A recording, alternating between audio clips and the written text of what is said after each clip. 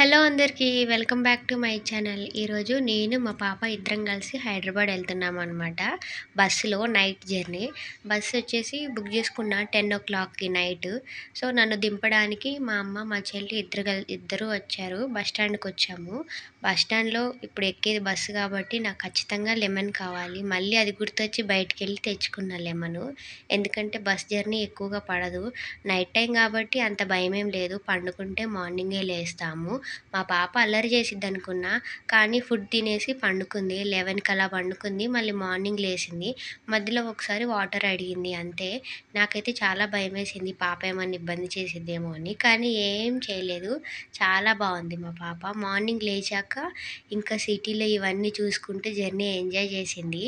మా పాపను చూసుకుంటూ నేను దిగాల్సిన చోట దిగకుండా కొంచెం ముందుకెళ్ళి దిగాను. మళ్ళీ రిటర్న్ వెనక్కొచ్చాననమాట. ఇంటికొచ్చేసరికి మార్నింగ్ 7 అయిందండి.